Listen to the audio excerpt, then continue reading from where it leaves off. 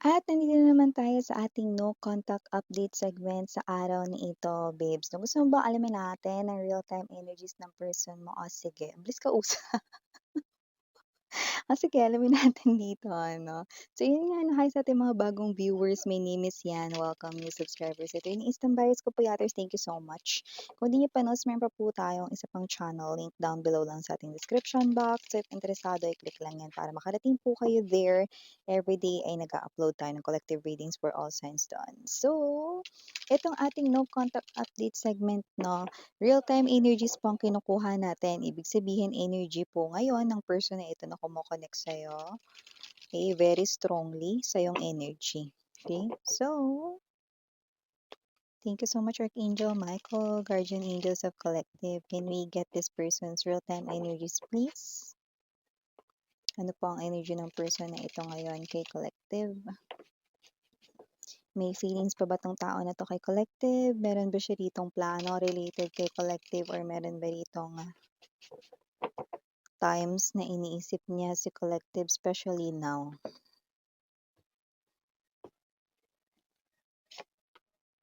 Ace of Cups, Ten of Coins, the Eight of Cups, Seven of Swords, Six of Swords, Seven and Six of Swords ay here, the Emperor, King of Coins para sa ating bottom of the deck, the Justice, and the Seven of Cups. Look at that. I don't know if it's a crocodile or dragon. Look at that. Okay, butiki na lang. Mukha siyang iguana, no? Bahala na, ang daming pagkatao nung nakita natin na yan. Okay, okay. Looks like this person right in here, no? So nakikita ko ang energy niya po ngayong araw na to, no? Gusto niya pabayaan mo daw muna siya, yan, no? Wag mo muna siyang gambalain, no? Sa iba sa inyo siguro, maaring itong person na to, no, ay pwedeng minessage niyo siya. Okay? Yung iba naman pwedeng recently lang kayo nag-break nitong person na to, no? Or baka naman, yung message niyo sa inyo ngayon niya, yung message niyo sa kanya ngayon niya palang nakita or kailan lang 'no. So meron kasi siyang energy ngayon 'no, na regardless kung kailan niya nakita yung message mo, yung missed call mo or bigla na lang niyang naalala today, okey, basta related sa'yo, ngayon ang energy niya 'no, medyo negative yung bato sa'tin. So ibig sabihin itong person na 'to parang sinasabi niya sa'yo na, "Puwede ba wag muna tayong, mag-usap or parang puwede ba wag mo munang guluhin yung isip ko, yan 'no, parang may gano'ng klase ng energy siya rito 'no. There's this strong resistance today, so parang sinasabi niya hayaan mo na muna daw siya, ano, hayaan mo na muna daw siya rito 'no. So may energy siya rito na parang, tinataboy ka niya, jombagin ko kaya 'to? Tinataboy ka niya, chinuchupi ka na 'no, yun ang, nakikita natin dito 'no. Pero wag ka, ayan 'no, kasi alam mo kahit real-time energies yung nakikita natin dito no, nakikita ko rin dito na itong person na 'to 'no, sige hayaan mo siya, ibigay mo yung kanya ritong gusto. Layuan mo na muna siya, wag mo siyang kausapin, wag mo siya ritong i-message, wag mo siya ritong tawagan 'no, wag mo siyang i-chat, wag mo siyang i-video call 'no, wag mo siyang sendan ng voicemail. Voicemail? Huwag kang magparamdam sa kanya. Bakit Miss Yan? We have here this Ace of Cups energy, Ten of Coins, and the Eight of Cups. No? Kasi kahit na nagmamatigas siya for today's video, nakikita natin dito na itong person na to, no, hahabulan niya kayo. Ayan, no. Hmm? Unang mga baraha pa lang mga babes na pinakita na sa akin dito na hahabulin niya kayo rito kahit na ngayong araw na 'to, nagsusumingit siya, nagsusumingit, nagsusungit, 'yan oh. Minsan 'di ko rin naiintindihan yung sarili kong Tagalog. Pero yes, nakikita natin, hayaan mo siya, sige hayaan mo siya ngayon, magpakasaya siya rito 'no. Tsaka alam mo kaya ko binanggit 'to, alam mo kung bakit ko 'to sinabing pinakita ko 'to sa inyo 'no, 'yan, okey, hindi natin malaman kaninong katauhan 'yan, crocodile ba 'yan, lizard 'no, or ano, iguana ba 'yan, daming pagkatao. Kasi nakita natin dito na itong person na 'to 'no, eh, maaaring ang daming kinausap dati 'no, pero yung iba recently lang 'no, ang dami niyang kinakausap dito, ang dami niyang china-chat, ang dami niya rito naka-text 'no, or ang dami niya ritong ka-video call 'no, pero wala 'no. Wala, hindi hindi niya mahanap yung, feeling ng, or na ako dito sa kausap ko, walang gano'n 'no. So this person here could be looking for that type of energy na magma-match para sa kanya 'no. Pero alam mo nakita ko rin dito ang taas ng standard niya rin, eh, 'no. Pero nakikita ko dito na kung sino man 'tong energy na 'to 'no, ang lakas ng loob niya magtaas ng standard 'no. Kasi yung energy niya rito parang ang baba naman. Kumbaga sa alon pang low tide ang energy niya, you know. So kung sino man 'tong energy na 'to 'no, saka na siya magtaas ng standard niya 'no, kapagka nakikita na natin yung level ng kanya ritong energy, kung katanggap-tanggap ba ng pagtaas ng standard. Hindi sa sinasabi kong wala siyang karapatan na magtaas ng standard 'no, pero tingnan niya na muna yung sarili niya, ayusin niya ang sarili niya, ang well-being niya, ayusin niya ang buhay niya muna, 'di ba? So, yun yung ibig kong sabihin. So, kung sino man 'tong energy na 'to, nakikita natin dito 'no, that this person right in here dahil nga parang wala ritong mahanap siyang bagong prospect sa buhay niya 'no, bagong love life na wala siyang makitang gano'n. Etong person na ito 'no, ngayong araw na ito naglo-look back siya sa conversations ninyo way back before. Kaya nga kung minessage mo siya, ngayon niya yun nakita or puwedeng recently niya yun nakita, 'no. So, parang eto siya na, wow ha, parang siya pa yung choosy dito. Huwag mo na muna daw siyang gambalain, huwag mo na muna daw siya rito na parang, pansinin 'no, please lang daw, parang nakikiusap siya rito 'no. Wow, 'tong person niyo na 'to konti na lang talaga, eh, ia-uppercut ko na 'to, eh.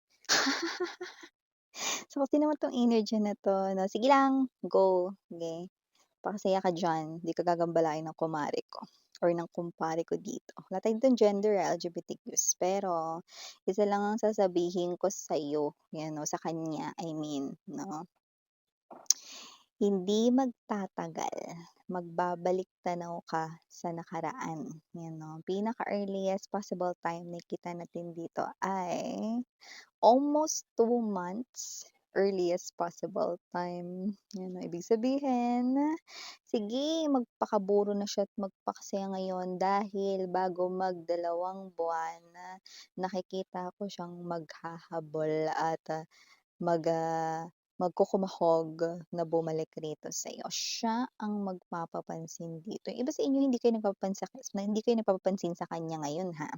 Ibig na sabihin nun nire-recall niya rito yung inyong mga memories together or simpleng pumapasok ka lang sa isipan niya. Ngayon dahil may involved din ako nakita ritong conversations kasi we have here swords, ibig sabihin tinitingnan niya 'no ng, literal ang dati mong sinabi sa kanya, ang message mo sa kanya kaya siya nagkakaganyan.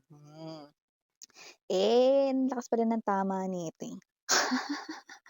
Ba't mo naman titingnan 'di ba kung ayaw mo nga, 'di ba? Ibig sabihin kasi this person here could be having this tug of war sa kanyang sarili, 'no? This person here ay in denial na not thinking of you, 'no? Pero kasi this person right in here, alam niya sa sarili niya na maybe because kaya wala siya ritong energy na nakikita rito dahil ang standard niya rito na mataas, 'no, ay sa'yo pa rin na nakaangkla, naka-anchor, 'di ba? So, ibig sabihin na itong person na 'to 'no, ay may energy rito ng wala pa ring makatumbas sa'yo rito 'no. Like let's say, sabihin na natin ang daming, eh, magaganda diyan, ang daming gwapo diyan 'no, filter man yung photos o hindi or literal na maganda sa personal 'no or attractive, drop dead gorgeous, head over heels, 'di ba? Wala pa rin, Kasi laging meron pa rin siyang hinahanap na ano yun, ba't may kulang, ba't parang feeling ko ganito, ganyan, ano. So, hayaan mo siya, sige yan ang gusto niya, 'yan 'no. Kasi nakikita ko dito, makikita mo rin ito 'no, at ikaw naman 'to magtataka, akala ko ba ayaw ayaw niyang gambalain ko siya. Ginagawa niya dito, ang dami kong ginagawa. Ikaw naman yung mawawalan ng oras sa kanya or ikaw na 'to na matagal nang wala ng oras sa kanya tapos susulpot siya rito sa iyong busy day. Yes, busy ka rito sa iyong kaperahan with the Emperor's energy. Maaaring ang energy mo rito ay puwedeng, may energy ka ng busy ka lang talaga sa work or business-minded yung mindset mo. Like let's say, hindi literal na business yung puwede yung iba, yes, business talaga 'yan. Okay, kung ano man yung business ninyo. Pero more likely related sa kaperahan. Busy ako sa kaperahan ko, sa way of earning a living ko, Mesiano. Yun yung time na sisimulan ka niya ritong gambalain or meron ka ditong mga ginagawang mga other na mga dapat tapusin na trabaho or work na kailangan mo ritong habulin, may pressure sa deadline or mayroon talaga ritong deadline 'no, na matapos mo 'yan. Whether that's business related talaga or whether that's your career, your job 'no, or your sideline, side hustle dito, okay. So, nakita rin ako ng energy na 'pag nakita mo siya, ano ba 'to, parang timang. Ang pagkakaalala ko sa huli naming usapan pinapalayo niya ako. Para siya sa'king diring-diri, eh, ano, iba rito ang jupes ng pes, Yun talaga yung na-pick up ko rito parang diring-diri siya sa inyo 'no. Wow, talaga ba? So, kasi naman 'tong energy na 'to iba naman, okey. Most likely naman sa na-pick up ko hindi naman siya as in nandidiri sa inyo rito 'no, pero may energy siya rito ng parang alam mo yung tinatabi niya kayo 'no.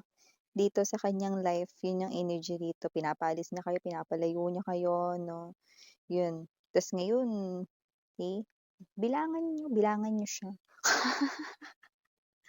Bilangan niyo, may mga magsisimula ng bumalik diyan bago pa magdalawang buwan 'no, mula ngayon sa pinag-uusapan natin siya. Tandaan ninyo, real-time energies itong pinag-uusapan natin, ibig sabihin yan talaga energy niya ngayon kung nakaka-resonate ka rito, B. Ngayon naman, okey, sa iba, eh, maaaring yan ay, paglampas 'no, ng 2 buwan na magsisimula na silang kumilos, okey. Justice energy, you will receive the justice or hustisya, na matagal mo ritong sana gustong ilabar 'no, kaso ang tigas ng mukha niya at ang tigas rito ng ulo niya, kaya hindi yun mangyari-yari. Ngayon mangyayari na yun, B, actually perfect timing pa lang yung pangyayari. Alam niyo hindi naman natutulog 'no, ang Diyos or ang universe 'no. Tandaan ninyo lagi ko sinasabi sa inyo na may malaking scale, ang life. Okay, hindi puwedeng hindi 'yan balanse. Hindi puwede 'no, na yung nakasakit ng damdamin ninyo 'no, ay walang balik 'yun sa kanya. Meron siyempre 'no, pero para rin 'yun sa kanyang kabutihan upang maitama rin ang kanyang landas nang mapunta ito sa tamang direksyon para rin naman 'yun sa kanyang kapakanan, 'di ba? Okay, kasi siyempre isa rin siyang anak ng Diyos, 'di ba? Kahit na parang minsan na 'pag na buwisit ka na 'no, iniisip mo rito 'no, na sana hindi na lang siya rito tao, na sana ganyan 'no, may mga negatibo ka naiisip 'no. Well, hindi natin babaliktad rito ang katotohanan na siya'y, anak pa rin dito ng Diyos, wala tayo ritong religion 'no, pero ang ibig natin sabihin dun 'no, tao pa rin siya rito, okey, kahit na animal ang pinakita niyang ugali sa'yo. Napakadiretsahan. Pero yeah, mare-receive mong justice para sa'yo rito, babe, kaya hindi mo na kailangang mabahala pa, okey? So yeah, initials na tayo, we have here capital letter G, capital letter T, capital letter M, capital letter E, capital letter M, capital letter R, capital letter O, and capital letter S.